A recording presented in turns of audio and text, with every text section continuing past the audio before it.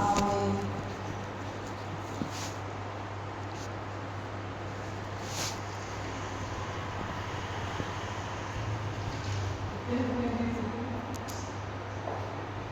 எடுத்து வாசிக்கலாம்.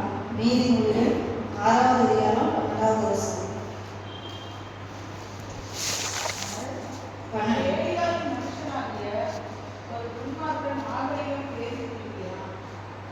அல்லேலூயா.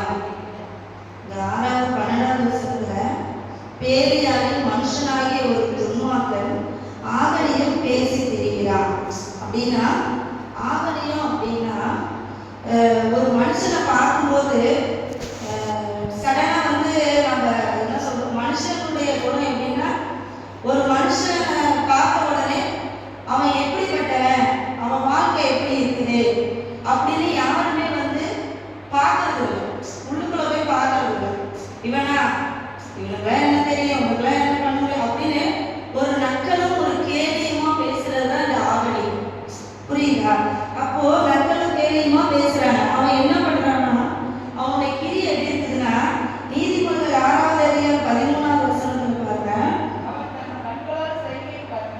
தன் கால்களால் பேசி தன் விரல்களால் போதனை செய்கிறான். அவன் என்ன செய்யறானா, தன் கண்களால் செய்தி காட்டி தன் கால்களால் விரல்களால் போதனை செய்கிறான் அப்படின்னு சொல்லி நம்ம பார்க்கிறோம். அதாவது ஒரு கீர்த்தனமான அறிவுரை செய்வதற்கான அறிவுரை இது. கீர்த்தனமான சத்தியத்துக்கு மாறாத, சத்தியம் இதுதான் அப்படின்னு சொல்றது வந்து மாறாக அவனை திசை திருப்பது. ஒரு செபிக்கிற மனுஷனை, ஒரு வேதம் வாசிக்கிற மனுஷனை, அபிஷேகம் பெற்ற மனுஷனை, ஆண்டவரை நோக்கி ஒரு உற்சாகமா ஓடுகிற மனுஷனை இவன் என்ன செய்யறானா, கீர்த்தனமான ஒரு அறிவுரை அப்படின்னா தேவனுக்கு மற்ற அந்நிய அறிவுரை அப்படி சொல்லி இது பண்றான். அவனுடைய கிரி எப்படி இருக்குமா, சமயத்துக்கு ஏற்றபடி தன்னை மாற்றிக்கொள்வது. நம்ம இந்த பேரியான கிரியில ஒரு மனுஷன் நம்மளோட பேசுறான் அப்படிங்கும் போது நம்ம எப்படி புரிஞ்சுக்கணும்னா, அவனுடைய கிரி எப்படின்னா சமயத்துக்கு ஏற்றக்கொண்ட மாதிரி மாற்றிக்கொள்வது அல்லது மாற்றி பேசுவது. இப்போ ஒவ்வொருத்தவங்க பார்த்தீங்கன்னா ஏதோ ஒன்று சொல்லியிருப்பாங்க, நம்ம நீங்க இதெல்லாம் சொன்னீங்க அப்படின்னு சொல்லும்போது பார்த்தீங்கன்னா அந்த சமயத்துக்கு ஏற்ற மாதிரி நான் சொல்லலை, அதை அப்படியே பிளேட்டை மாற்றி போடுவாங்க. அந்த மாதிரி கிரியை வந்து அவங்களுக்கு இருக்கும். அவங்களால என்ன வேணாலும் பேச முடியும். அப்படிப்பட்ட கிரியை உள்ளவங்க ஆண்டவர் அப்படி சொல்றாரு. அப்போ நம்ம ஈஸியா வந்து அந்த பேரியாருடைய கேரக்டரை நம்ம புரிஞ்சுக்க முடியும். அப்போ நீதிமொழிகள் 6வது அதிகாரம் 14வது வசனத்துல சொல்லுது,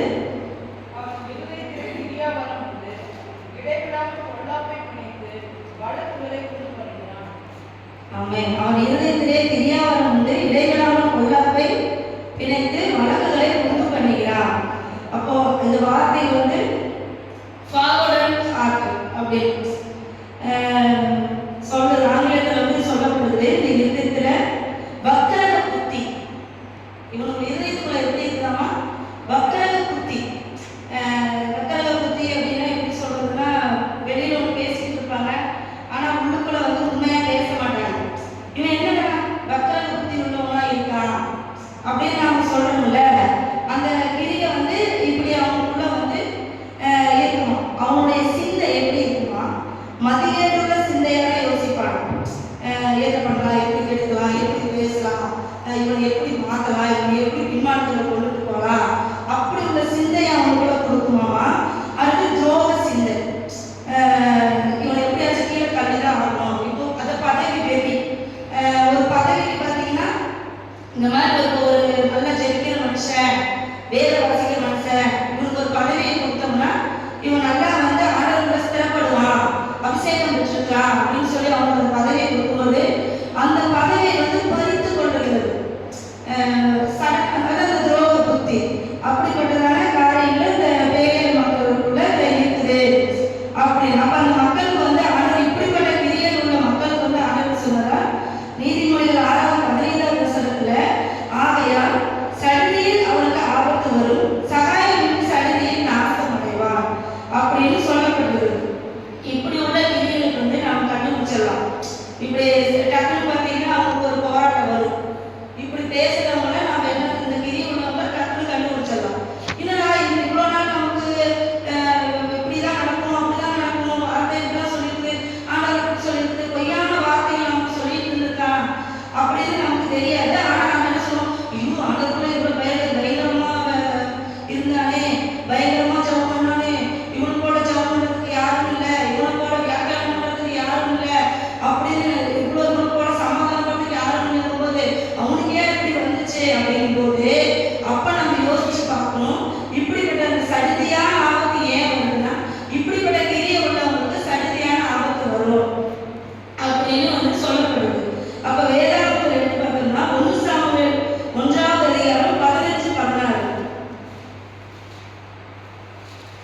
வேற யாரும் இல்லை, நம்ம அண்ணாவுடைய ஜெபம் தான்.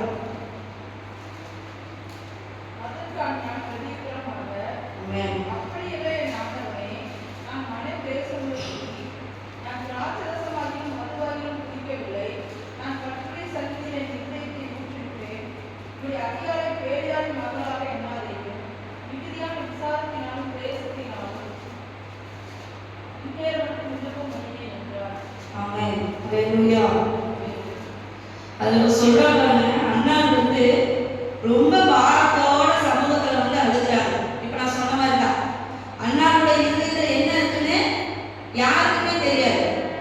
ஏன் வந்து அழுகிறாங்கன்னு ஏலிக்கு தெரியாது.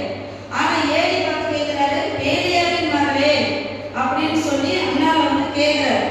அப்ப அண்ணா என்ன சொல்றாங்கன்னா, ஏலி பார்த்து, நான் கர்த்தருடைய சன்னதியில என் இருதயத்தை உடைத்து ஊற்றி விட்டேன். ஆண்டவனே, நீங்க என்ன வந்து பேலியாவின் மகளாக எண்ணாதேயோ அப்படின்னு சொல்றாங்க. அப்போ அந்த அண்ணாவுக்குள்ள எவ்வளவு பெரிய வேதனை இருக்குது, எவ்வளவு பெரிய பாடுகள் இருந்திருக்கும். ஒரு குழந்தை இல்லையே அப்படிங்கிற ஒரு எவ்வளவு ஒரு துக்கமான காரியம். அவங்க வந்து மனுஷங்களோட என்ன செய்ய முடியும்னா ஷேர் பண்ண முடியும், நம்பி சொல்ல முடியல, மனுஷன்கிட்ட வந்து சொல்ல முடியல. அவன் அவ்வளவு ஒரு துக்கத்தோடு வந்து தேவனுடைய பாதத்தில் அமர்ந்து இருக்கையில இருந்து அவருடைய கண்ணீர்களை வந்து உடைத்து ஊற்றும் பொழுது ஏழைகளை பார்க்கிற அவர் ஒரு அப்பமா பார்க்கிறார். வேலைகளை குடிச்சு காலையில குடிச்சு குடிச்சிட்டு வந்துட்டியா அப்படின்னு சொல்றாரு. இதை ஏன் நான் சொல்றேன்னா, இப்போ சத்தியத்தை அறிந்த பிள்ளைகள் வசனம் சொல்லுது, யோவான் 8:32 சொல்லப்படுது, சத்தியத்தையும் அறிவீர்கள், சத்தியம் உங்களை விடுதலையாக்கும் அப்படின்னு சொல்லப்படுது. நாம சத்தியத்தை அறிகிறோம், ஜெபம் பண்ணுறோம், விசுவாசிக்கிறோம், மகிமைப்படுத்துறோம், அபிஷேகம் பெற்றுக்கிறோம், அநேகரை ஆற்றுறோம், தேற்றுறோம், ஆத்மாக்களை வந்து ஆதாயப்படுத்துறோம். ஆனாலும் நமக்குள்ள ஒரு போராட்டம் வருது, சடுதியில் ஒரு போராட்டம் வருது. அப்படிங்கும்போது இந்த மதுவான வெறி உடையவனை போல சில நேரம் நாம் எல்லாரும் திக்கிக்கிறோம்ல, என்ன பண்றோன்னே நமக்கு தெரியாது. ஒரு கோபம் வந்துருச்சுன்னா அடுத்த செகண்ட் நமக்கு வேத வாசிக்கணும்னு தோணாது, ஜெபம் பண்ணணும்னு தோணாது. அபிஷேகம் பெற்றுக்கிறவங்க நம்ம அபிஷேகம் வந்து நுகங்களை முறிக்கும்னு ஏசால சொல்லப்படுறது. ஆனா நம்ம அதை செய்ய மாட்டோம். நம்ம என்ன பண்ணுவோம், அடிச்சுட்டு ஐயோ இப்படி அடிச்சு, இப்படி அடிச்சு, இப்படி நடந்துச்சு பார்க்கறவங்க என்ன சொல்லுவாங்க, இவங்க பைத்தியம் பிடிச்சிருச்சா. அப்ப ஏழை அப்படிதான் கேட்டாரு. அப்ப அந்த மாதிரி உள்ள அனுபவங்கள், இப்படிப்பட்ட கிரியைகள் வந்துன்னா எல்லா குடும்பங்களுக்குள்ளே வருது. குடும்பங்களுக்குள்ளே என்ன செய்யறது, ஏது செய்யறது அப்படிங்கிற எண்ணங்கள் உள்ள வருது. சபைகளுக்குள்ளே அப்படிதான் இப்படிப்பட்ட போராட்டங்கள் வருது. தேசத்துக்குள்ளே இப்படிப்பட்ட போராட்டங்கள் வருது. தேசத்துல பாத்தீங்கன்னா, நான் பஸ்ல போயிட்டு வந்துட்டு இருக்கிறேன், ஒரு அம்மா பாத்தீங்கன்னா மதுபானம் முடிச்சுட்டு ரோட்ல படுத்துக்கிறாங்க. அப்ப பாருங்க, ஆண்கள் தான் வந்து மதுபானத்துல இப்படி ஒரு மயங்கி இருக்கிறாங்கன்னா பெண்களும் மயங்கி இருக்கிறாங்க. அப்போ இதுக்காக நம்ம வந்து பாரப்பட்டு ஜபம் பண்ணணும். அதே போலதான் இப்ப நம்ம மனுஷங்க பெண்களாக நாம வந்துட்டு முதலாவது தேவனுடைய ராஜ்யத்தையும் அவருடைய நீதியையும் தேடணும். அப்பொழுது எல்லாம் கூட கொடுக்கப்படும் என்று நாம் ஜெபிக்கிற ஒவ்வொரு பிள்ளைகளும் ஒவ்வொருவரும் நமக்கு அண்ணாவை போல நம்ம போய் என்ன செய்யக்கூடாது, இதயத்தோடு ஊட்டுறது கரெக்டு, தேவ சமூகத்தில் ஊட்டுறது கரெக்டு.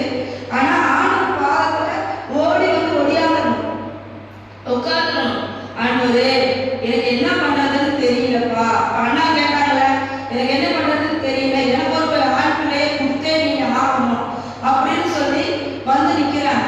அதே போல நாமளும் வந்து இந்த அண்ணாவை போல காலையில ஃபேஸ் பண்ண முடியாத நேரங்களில தேவ சமூகத்தில் வந்து நம்ம கண்ணீரை வந்து ஊற்றப்படணும்.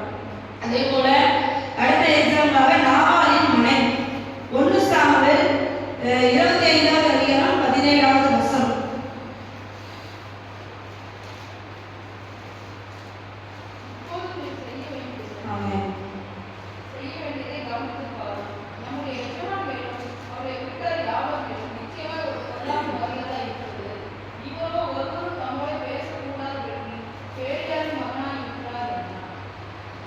அல்லேலூயா. இப்போ ராஜாவுக்கு வந்து ஒரு ஆபத்து வருது. அப்ப அந்த உதவி கேட்டு யாரும் தாவீது வராரு. அப்போ நம்முடைய எஜமான் மேலும் அவருடைய வீட்டார் யாவர் மேலும் நிச்சயமே ஒரு கொள்ளாக வருகிறது என்று இவரோடு ஒருவரும் தன்னோட பேசக்கூடாதபடிக்கு பேரே மகன் இருக்கிறாங்க. அப்போ இந்த வார்த்தையை கேட்டவுடனே வேலைக்காரர் நாபாலின் மனைவியிடம் போய் சொல்றாங்க, நாபால் பேரேரின் மகனை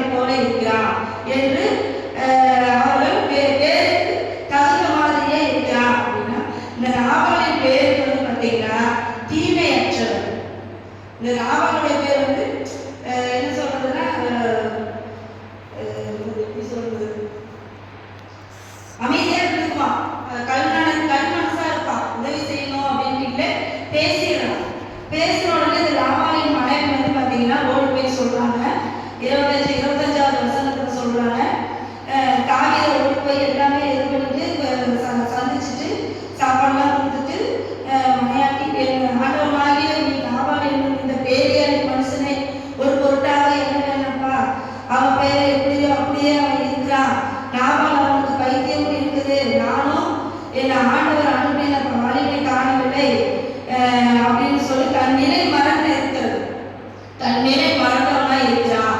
அது போலதான் நாம வந்து நமக்கு ஒரு வேதனை வரும் பொழுது தன் நிலையை என்ன பண்றோம், மறந்துடுவோம். இப்போ யாராவது வந்து நமக்கு வந்து ஒரு ஆதரவு, சரி விடுங்க சிஸ்டர், நமக்கு இது நடந்துடும், நமக்கு ஆண்டவர் நடத்தி தருவாரு, நமக்கு இது லகுவா மாத்தி தருவாரு அப்படின்னு சொல்லும் போது என்ன சொல்லுவோம், அப்படியெல்லாம் இல்லைங்க சிஸ்டர், எனக்குலாம் நம்பிக்கை இல்லை, இப்படியெல்லாம் நடக்கும்னு ஒரு பைத்தியக்காரத்தனமா நம்ம என்ன பண்ணுவோம், பேசுவோம். அதுக்கப்புறமேட்டு பார்த்தீங்கன்னா நம்ம ஆண்டவர் வந்து நமக்கு தெரிந்த புத்தியை கொடுக்கும்போது நாம் அந்த பாவங்களை வந்து உணர்ந்து ஆண்டவர் சமூகத்தில் வந்து பேசுவோம். அதே போல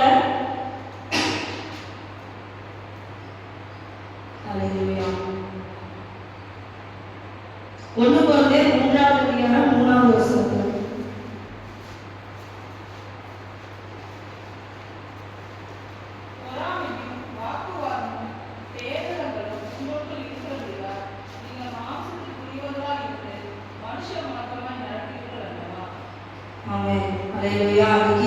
சபைக்குள்ள வீடுகளுக்குள்ள என்னடா கொண்டு வருவாமா, பொறாமையை கொண்டு வருது அப்படின்னு சொல்லி பார்க்கிறோம்.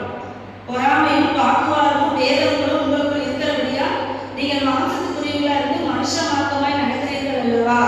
ஒருவர் பவுலை சேர்ந்தவன் என்றும் வேறொருவர் அப்போஸ்தலரை சேர்ந்தவன் என்றும் சொல்லுகிறபடியா நீங்கள் மாம்சத்துக்குரியவர்கள் அல்லவா அப்படின்னு சொல்றாரு.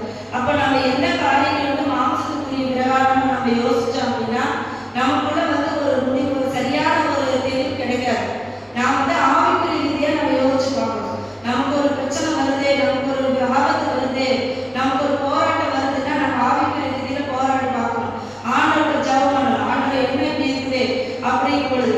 ஆனா நம்ம ஆண்டவரை நம்ம போய் கேட்கலன்னா நமக்கு பொறாம நமக்குள்ள வந்துடும், வாக்குவாதம் வந்துடும். ஒருத்தங்களை பார்க்கும் பொழுது என்ன இருக்காது, அவங்க நல்லா இருக்கிறாங்க, நம்ம தான் இப்படி கஷ்டப்படுறோமோ அப்படின்னு சொல்லிட்டு நமக்குள்ள அந்த பொறாமை தான் வருது. அப்படிப்பட்ட ஆவிகளை வந்து நாம வந்து என்ன கொடுக்க கூடாதுன்னு இந்த வசனம் சொல்லுது. சரிங்களா? அதே போல நீதிமொழிகள் 19:22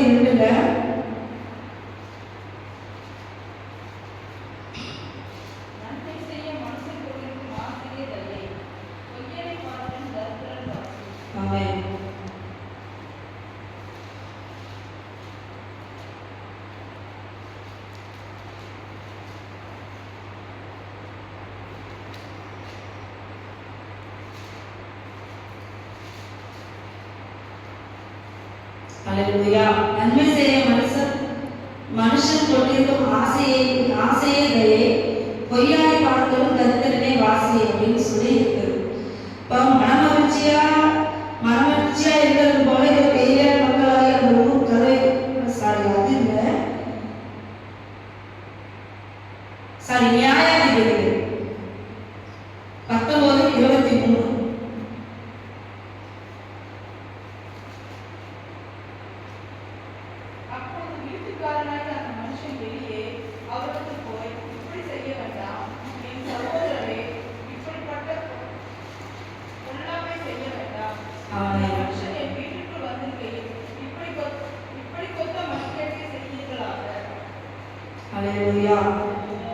அப்போ இங்க வந்து பாருங்க, நான் பெரிய சாப்டருக்குள்ள போகல.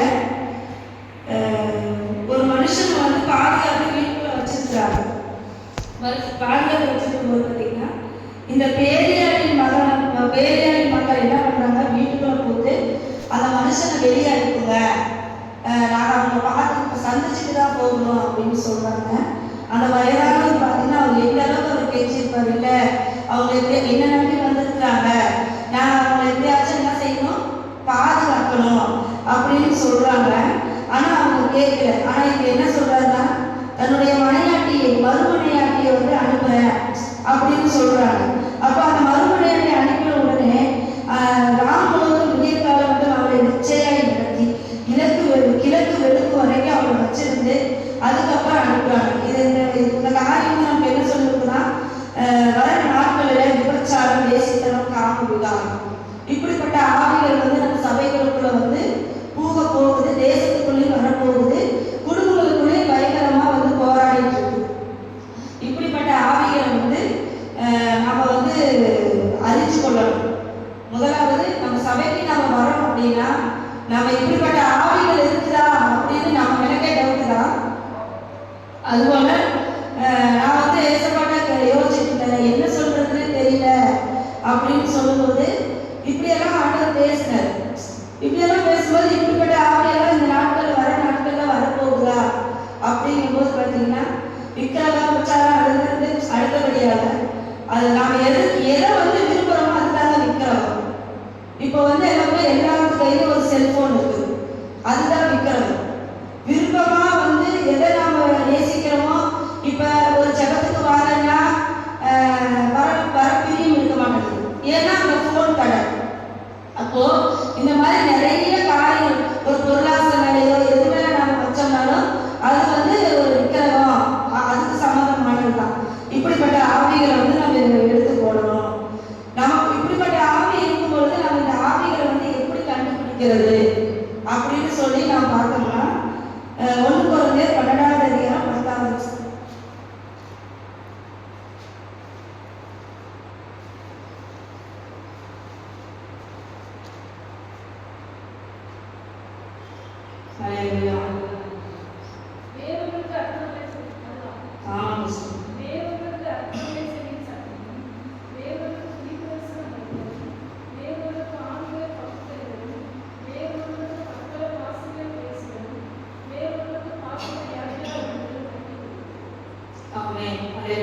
இதில் வந்து நம்ம எல்லாம் எடுத்துக்கொள்ள போறதுல பகுத்தறிதல், அந்த பகுத்தறிகிற வரம் வந்து நமக்கு இந்த வர நாட்களில் ரொம்ப முக்கியம். இப்போ ஒரு ஆவி நம்ம கிட்ட அட்டாக் பண்ணுது பேசுது அப்படிங்கும் போது பார்த்தீங்கன்னா ஒரு மனுஷன் வந்து நம்ம கிட்ட பேசுறான், நல்லதுக்கும் பேசுவான் தீமைக்கும் பேசுவான், அவன் இருதயத்தில் ஒன்று வச்சிருப்பான் வெளியில் ஒன்று பேசுவான். ஆனால் நமக்கு என்ன வேணும்னா அந்த பகுத்தறிகிற ஆவி வேணும். கண்டிப்பாக அந்த பகுத்தறிகிற ஆவி இல்லாமல் நம்ம எதையுமே வந்து இது பண்ண முடியாது. நம்ம விழுந்துருவோம், சத்தியத்தில் விழுந்துருவோம், ஜெபத்தில் விழுந்துருவோம், அபிஷேகத்தில் விழுந்துருவோம், எல்லாம் நல்லா வந்து சபையில் வந்து நல்லா வார்த்தைகளை கேட்போம். எல்லாமே நம்ம ஒரு பலனோட வீட்டுக்கு போவோம். வீட்டுக்கு போகும்போது சில ஆவிகள் நம்ம அட்டாக் மாதிரி ஏதோ வாக்குவாதங்கள் போறாமல் இப்படிப்பட்ட ஆவிகள் நம்மளை ஆட்கொள்ளும் போது நம்ம இருந்து நம்ம பலனோட போவோம், அங்கே போனால் புஷ்டனாயிடும். புரியுதுங்களா? அப்போ அந்த மாதிரி பகுத்தறிகிற ஆவி நமக்குள்ள இருந்துச்சு அப்படின்னா நம்மளால அந்த பேரை இப்படிப்பட்ட கிரியைகளை எதிர்த்து நின்று ஜெபிக்கிறதுக்கு ஒரு வாய்ப்பு. நம்ம வந்து பகுத்தறிகிற வரத்துக்கு வந்து நம்ம நாடணும். அப்படி எல்லா வரலும் ஆவிக்குரிய வரங்கள் எல்லாம் தேவை, ஆனால் இருந்தாலும் முக்கியமாக அந்த பகுத்தறிகிற வரங்கள் வேணும். நிறைய இருக்கு, காலத்து இன்னும் அதிகமாக இருக்கு. அப்புறம் மெதுவாக இன்னொரு நாள் டைம் கொடுக்கும்போது சில காரியங்களை வச்சு நம்ம பேசுவோம். சரி, நம்ம கண்களை